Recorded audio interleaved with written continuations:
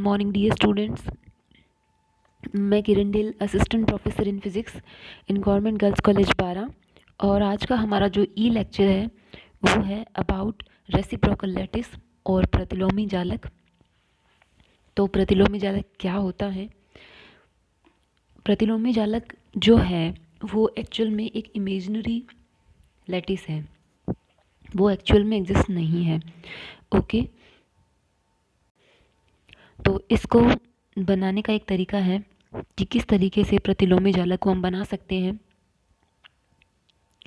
और इसकी ज़रूरत क्यों पड़ती है। पहले तो इस पे बात करते हैं कि कोई भी क्रिस्टल जो होता है उसमें अलग अलग ओरिएंटेशन और इंटरप्लेनर स्पेसिंग वाले जो लैटिस होते हैं।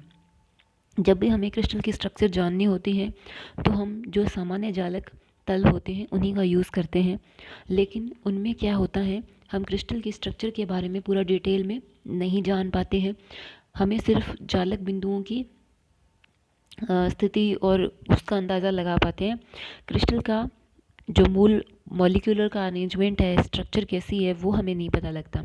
जैसे एक्सरे डिफ्रैक्शन करते हैं तो उसके थ्रू भी हम लोग इसकी क्रिस्टल जालक जो है उसकी स्थिति को जानने की कोशिश करते हैं, बट इतना डिटेल में नहीं पता लगता। तो विभिन्न दिक् विन्यास वाले जालक तलों के समुच्चय द्वारा एक्स किरणों के विवर्तन के द्वारा हम लोग इसका पता लगाने की कोशिश करते हैं। तो मेन रूप से जब हम लोग रेसिप्रोकल लैटिस लेते हैं तो हमें काफ़ी मदद मिलती है। तो रेसिप्रोकल लैटिस को किस तरीके से यूज़ किया जाएगा कि हमें क्या करना है, मतलब किस तरीके से प्राप्त किया जाएगा। जो कोई भी 2 डायमेंशनल इन अपने को प्लेन दिया गया होगा, द्विविमीय तल जो दिया हुआ होगा, उस तल पर हमें लंब डालना है जिसकी केवल एक विमा होती है। लंब यानी कि अगर मान लीजिए ये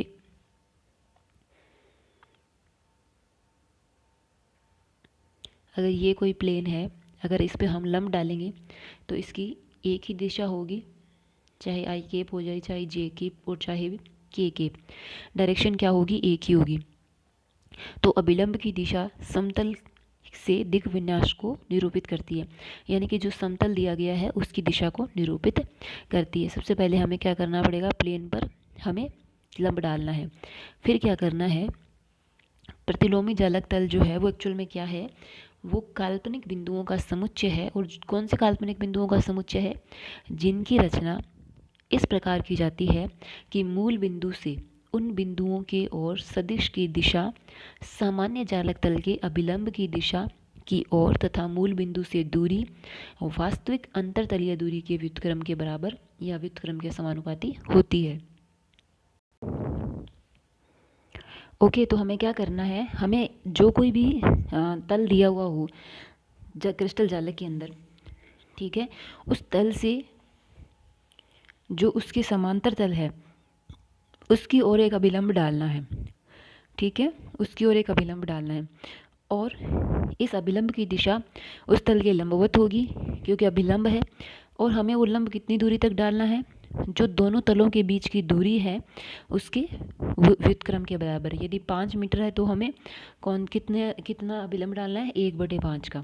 तो जहाँ तक वो अभिलंब जाएगा वहाँ पर उस बिंदु के चारों ओर के बिंदुओं का जो समुच्चय है वो प्रतिलोमी जालक तल कहलाता है। जैसे कि ये दिखाया गया है, हमारे पास ये एक प्लेन दिया गया है, हमें क्या करना है, इस प्लेन से एक अभिलंब डालना है।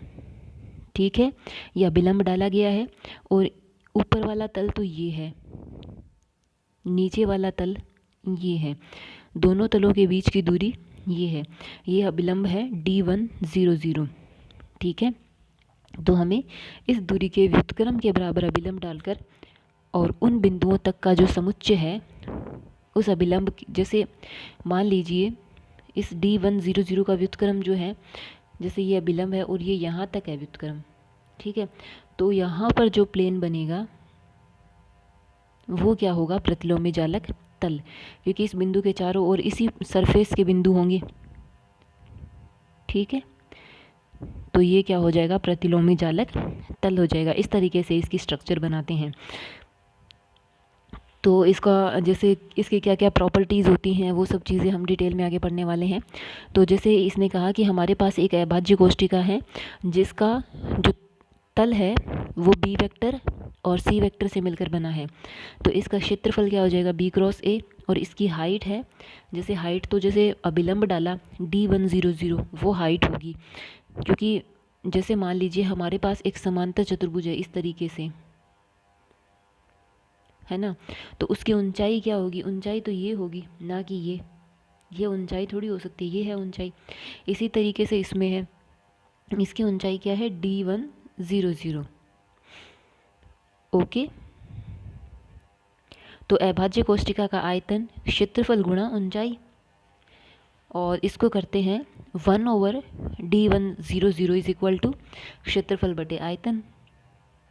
ओके, और ये अभिलंब जो D100 है उस अभिलंब की दिशा में एकांक सदिश है n क्यूब। तो सदिश रूप में अगर इसको हम लिखेंगे तो जैसे ये एक अभिलंबवत दिशा है n क्यूब, और जैसे इसका व्युत्क्रम जो है वो है σ100 वेक्टर। जैसे ये अभिलंबवत जो था इसका व्युत्क्रम ले लिया σ100,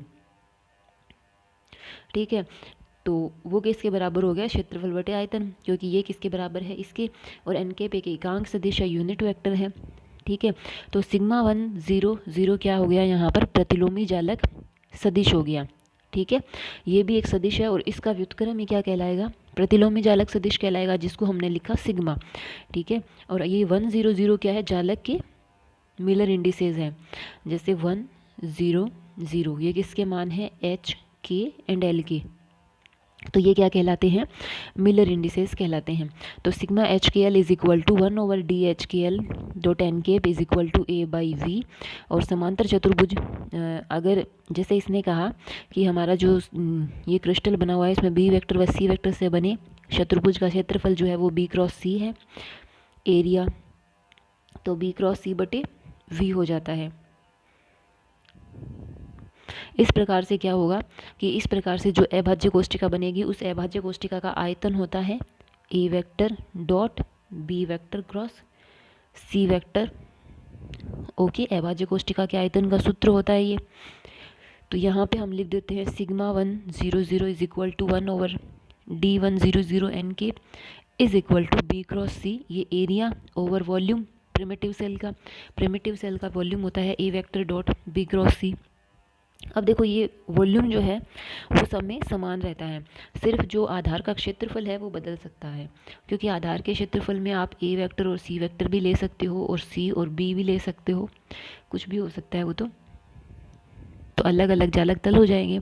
जैसे σ010 के लिए 0 1 मतलब बी, जैसे ये मानो कि ये 0 ये बी, सॉरी जैसे ये 1 है और ये 0 है, तो ये ए ये बी और ये सी, इसका मतलब ये 1 होने का मतलब बी वेक्टर की दिशा में, तो अगर बी की दिशा में होगा तो एरिया किसके बीच में होगा, ए और सी के बीच में होगा। तो ये हो गया सी क्रॉस ई, साइक्लिक ऑर्डर में हमें लिखना होगा 0 0 1 0 0 1 एन के, तो ये सी वेक्टर की दिशा में है, एरिया हो गया ए क्रॉस बी, वॉल्यूम सब में सेम रहेगा, ठीक है। तो ये हमारे पास σ100 σ010 और σ001 ये हमारे पास प्रतिलोमी जालक सदिश आ जाते हैं, ठीक है, तीनों। और इनको प्रतिलोमी जालक सदिश को a vector star b vector star c vector star से भी लिख सकते हैं। ये अभी जो फॉर्मेट लिखा गया है वो केवल सिंगल जालक तल के लिए लिखा गया है। अभी अगर हमें क्रिस्टल की पीरियोडिक स्ट्रक्चर को काम में लेना हो, ठीक है, तो पीरियोडिक स्ट्रक्चर में हम इसे 2 पाई से गुणा कर देते हैं। 2 पाई मतलब एक पूर्ण आवर्त काल के बाद में स्ट्रक्चर जो है वो रिपीट होती है, ठीक है, क्रिस्टल के अंदर स्ट्रक्चर रिपीट होने लगती है, इसलिए हमें 2 पाई का गुणा करना है इसके साथ।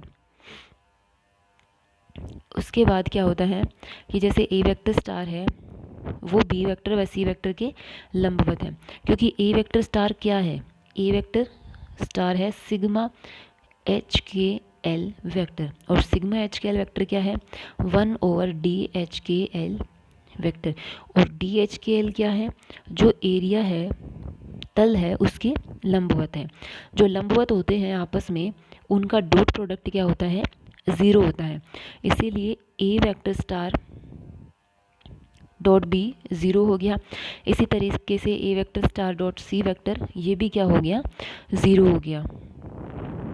उसके बाद है जैसे B vector star C vector व A वेक्टर के लंबवत है, तो ये भी लंबवत और ये भी लंबवत। C वेक्टर स्टार जो है वो A और B के भी लंबवत होगा, यानी कि जैसे C वेक्टर स्टार की दिशा मतलब C की दिशा, और नीचे तल कौन सा हो गया, A और B से बना, तो ये भी आपस में लंबवत होंगे। यानी कि C वेक्टर स्टार का A के साथ अदिश गुणा 0, B के साथ अदिश गुणा 0, ठीक है।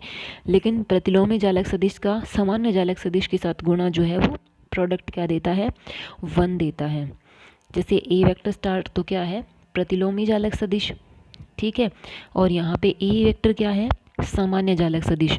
जब इनका आपस में गुणा करेंगे तो A वेक्टर स्टार जो है उसका मान रख देंगे B क्रॉस C बटे A dot B cross C, और गुणा किससे किया है, A वेक्टर से, तो दोनों समान होने से कट जाएंगे, 1 आ जाएगा। इसी तरीके से B वेक्टर स्टार का B के साथ गुणा B vector dot C vector cross A vector बटे B वेक्टर, यानी कि ये सब 1 आएंगे, C वेक्टर का C वेक्टर के साथ, C स्टार का C के साथ।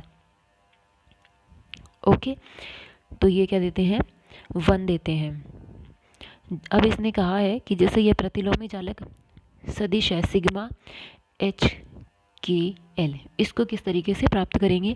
जैसे प्रतिलोमी जालक तल जो है उसकी जो परिकल्पना है वो क्या है कि हमें क्या करना है, एक प्लेन लेकर के उस प्लेन के लंबवत एक सदिश खींचना है। ऊपर भी एक तल दिया गया होगा, हमें इस प्लेन की दूरी, इस दूरी के इन्वर्स के बराबर दूरी पर कोई बिंदु ले लेना है। जैसे हम इसको हटा देते हैं, और जैसे ये इन्वर्स के बराबर ही दूरी है, तो ये बिंदु है जैसे, ठीक है। ये प्रतिलोमी जालक सदिश हो गया, ये 1/DHKL है। तो इसके चारों ओर जो बिंदुओं का समुच्चय होगा वो क्या कहलाएगा, प्रतिलोमी जालक तल कहलाएगा। ये बिंदु जिस तल में होंगे वो क्या कहलाएगा, प्रतिलोमी जालक तल कहलाएगा। जैसे इसके इस प्लेन के जो कटान बिंदु होंगे वो H सिग्मा HKL, जैसे H K एंड L, तो जैसे हम लोग X एक्सिस पे लेंगे, Y एक्सिस पे, Z एक्सिस पे किसी भी बिंदु की स्थिति, नेक्स्ट बिंदु प्राप्त करेंगे। तो नेक्स्ट बिंदु कैसे प्राप्त करेंगे, जैसे जो A वेक्टर प्रतिलोमी जालक सदिश है उसको H से गुणा करेंगे, B को K से, C को L से, तो उनके गुणज के रूप में हमें आगे से आगे जो बिंदु हैं वो प्राप्त होते चले जाएंगे। जैसे ऐसे करते हैं ना कि जैसे ये A वेक्टर है तो पहला पॉइंट A, दूसरा 2A, 3A, ठीक है। तो इस तरीके से तो प्रतिलोमी जालक सदिश को कुछ इस तरीके से रिप्रेजेंट किया जा सकता है, H A vector star, K B vector star, L C vector star, क्योंकि इस तरीके से हमें कंटिन्यूस जो है वो बिंदु आगे से आगे प्राप्त होते चले जाएंगे। सिग्मा HKL प्रतिलोमी जालक सदिश होता है, ठीक है। उसके बाद है प्रतिलोमी जालक का व्युत्क्रम जो है वो प्रत्यक्ष जालक होता है, ठीक है। तो इसके लिए हम लोग क्या करेंगे, हमारे पास एक प्रतिलोमी जालक है A वेक्टर स्टार, ठीक है। हमें इसका व्युत्क्रम लेना है, तो हमें इसका व्युत्क्रम लेना है तो हम क्या करेंगे, जैसे इसमें A वेक्टर स्टार में क्या था, B cross C over A vector dot B cross C vector, ये था। अब इसका भी स्टार लेंगे, इसका स्टार लेंगे तो इसका भी स्टार, इसका भी स्टार, इसका भी, इन सब का क्या हो जाएगा, स्टार लग जाएगा, जैसे कि यहाँ पे ये लिखा हुआ है, ठीक है। ये लिखा हुआ है। अब हमें पता है कि A vector star dot A vector जो होता है वो क्या होता है, 1 होता है, 1 होता है। तो अगर हम लोग लिखें कि A स्टार का स्टार, ठीक है, A स्टार का स्टार ये लिखें, तो हमें इसका मान रख देना है, इसका मान है ये, ओके।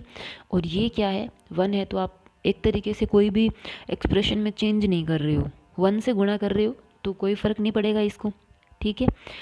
समझ रहे हो ना आप। हमने क्या किया, A वेक्टर स्टार का स्टार, इसका मान है ये मान, जैसे इसको इसका मान यहाँ पे रख दिया। ये जो होता है प्रॉपर्टी कि प्रतिलोमी जालक सदिश का सामान्य जालक सदिश के साथ गुणा 1 होता है, वो हमने यहाँ पे रख दिया। 1 रखा है, कोई फ़र्क नहीं पड़ेगा। अब इससे होता क्या है, देखो ये इसके साथ अदिश गुणा में है, ऊपर वाले के साथ स्टार वाला इसके साथ अदिश गुणा में है, तो इसको आप इस तरीके से लिख सकते हो। अब ये कैंसिल हो गया और ये किसके बराबर आ गया, ए के बराबर आ गया। यानी कि हमने प्रतिलोमी जालक सदिश का प्रतिलोमी लिया तो वो वापस से सामान्य जालक सदिश देता है। इसी तरीके से बी वेक्टर स्टार का स्टार लिया तो बी, सी वेक्टर स्टार का स्टार लिया तो सी मिल जाता है। ठीक है, तो सामान्य जालक सदिश हमें मिल जाते हैं। ये सामान्य जालक सदिश है जो प्रतिलोमी जालक सदिश के व्युत्क्रम के प्रतिलोमी जालक सदिश के प्रतिलोम के बराबर होते हैं। उसका भी प्रतिलोम लिया तब सामान्य मिला। उसके बाद है प्रतिलोमी जालक के एकक कोष्ठिका का आयतन सामान्य जालक के एकक कोष्ठिका के आयतन का व्युत्क्रम होता है। तो एकक कोष्ठिका का आयतन देखो क्या होता है, यूनिट सेल का आयतन जो होता है वो होता है a vector dot b vector cross c, यानी कि एरिया इनटू हाइट। तो प्रतिलोमी का क्या होगा volume, a vector star dot b vector star cross c vector star, ये हो गया प्रतिलोमी का। अब हम क्या करेंगे, इनके मान रख देंगे, किसके, a vector star b vector star c vector star, इन तीनों के मान रख देंगे। इन तीनों के मान रखने से क्या होगा, जैसे ये हो गया a vector dot b vector cross c vector. अब यहाँ पे ये दोनों तो क्रॉस में है, ओके, और ये दोनों क्या है, ये इसके साथ क्या है, डॉट प्रोडक्ट है।